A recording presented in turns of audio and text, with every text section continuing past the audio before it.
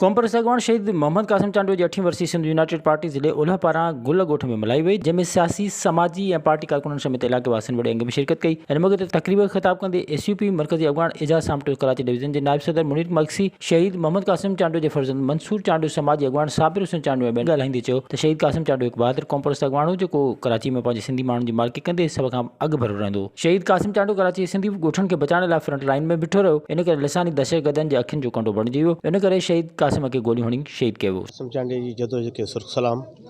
ऐं यकीनन हुन शहीदत जेकॾहिं शहादत वरिती त उन जो मक़सदु हो ऐं उन जो हिकिड़ो ई मक़सदु हो त सिंध सां जेको ज़ुल्म थिए थो, जेको ॾाढ थिए थो, उन जे ख़ात्मे लाइ हुन स्ट्रगल कई ऐं उन पंहिंजी सियासत जो मर्कज़ कराची खे ठाहियो। यकीनन उन टाइम कराची में सिंधी माण्हुनि ते इंतिहाई ॾुखियो वक़्तु हुयो। सिंधी माण्हुनि जी टारगेट किलिंग थींदी हुई, सिंधी माण्हू अगवा थींदा हुआ, सिंधी माण्हुनि जे ॻोठनि ते काहूं थींदियूं हुयूं ऐं ख़ुसूसी तौर में जेको मुशर्रफ जे दौर में MQM जहिड़ी नस्ल परस्त तंज़ीम सिंधी माण्हू खे उन्हनि तंग कयो, परेशान कयो। त उन टाइम कासिम चांडो पंहिंजे दोस्तनि सां गॾु, पंहिंजे साथियुनि सां गॾु उन्हनि सां बिल्कुलु मज़ाहमत कई, उन सां मुआदो अटकायो, जंहिंजे नतीजे में MQM प्लानिंग करे टारगेट करे शहीद कासिम खे शहीद कयो। पर शायदि उन दहशतगर्दनि खे उहो न विसारणु खपे त उन्हनि इहो सम्झी वरितो त शायदि कासिम चांडो शहीद थी वियो ऐं पोइ हीअ जेका जदोजहद आहे पंहिंजे हक़नि जी हासिलात लाइ हिन दहशतगर्दनि जे ख़िलाफ़ु जेका जदोजहद आहे मठारी थींदी, हक़ीक़त में इहो कोन्हे को। शहीद कासिम चांडो जेको आहे त माना ॻोठनि जो जदोजहद हुजे, शहरदारी आबादकारी जो हुजे, मज़हबी इंता पसंदी जी हुजे, या जेको आहे त माना कराची जे ॻोठनि ते जेको आहे वालार करे धारनि खे आबाद करे ऐं सिंधियुनि खे अक़लियत में तब्दील करण जी जेको आहे त माना साज़िश हुजनि, उन सभिनी ख़िलाफ़ु शहीद कासिम चांडे जो जेको आहे त अणथक पढ़ियो हुयो, जदोजहद हुई, जंहिंखे असीं जेको आहे त कंहिं बि क़ीमत ते विसारे कोन था सघूं ऐं ज़िंदा क़ौमूं पंहिंजे जेको आहे त शहीदनि खे यादि कंदियूं आहिनि। अॼु पाण शहीद कासिम चांडे खे सुरख सलाम पेश कयूं था ऐं उनजे छॾियल मिशन खे जेको आहे त माना पूरो करण जो जेको आहे वचन वरजायो आहे। कासिम चांडो आदि मांझी सिंध जे कंहिं बि माण्हूअ सां, सिंधी माण्हूअ सां कराची जे कंहिं बि कुंड में को बि मसइलो थींदो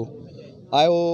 को बीमार हुजे, को अस्पताल में हुजे या को धारियो माण्हू उनखे तंग कंदो हुजे, कासिम चांडो उन टाइम ते उन वटि पहुचंदो हुयो ऐं बेलोस माण्हू हुयो, उन ख़िदमत कई आहे ऐं उन ख़िदमत जो नतीजो आहे जो अॼु ॾींहुं ताईं बल्कि ता क़यामत कासिम जी जदोजहद खे सिंधी क़ौम उनजे स्ट्रगल ऐं उन्हनि जी मोहबतनि खे कॾहिं बि न विसारींदा। कासिम असांखे कॾहिं विसरणो न आहे,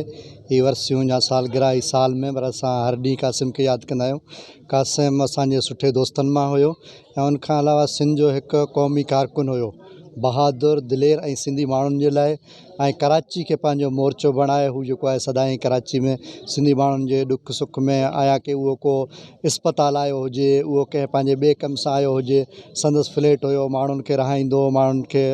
रोज़गार ते लॻाईंदो हुयो ऐं दहशतगर्दनि सां मुहादो उनजे करे ई शहीद कयो वियो। लेकिन हुननि जो मक़सदु हो कासिम खे शहीद करण खां पोइ असां पंहिंजो जेको आहे मक़सद में कामयाबु वेंदासीं, पर उहो पंहिंजे मक़सद में कॾहिं बि कामयाबु न वेंदा। संदन वधीक चवणो त 6 जून ते SUP जे मरकज़ी सदर साईं जलाल ममूशाह जी अॻवानी में बरिया टाउन जे मरकज़ी गेट साम्हूं धरणो हंयो वेंदो। हुन चयो त सिंधी क़ौम जी बका ख़ातिर 6 जून ते गॾु थियणो पवंदो। विज़िट कयो अवामी आवाज़ मीडिया ग्रुप जी वेबसाइट awamiawaz.pk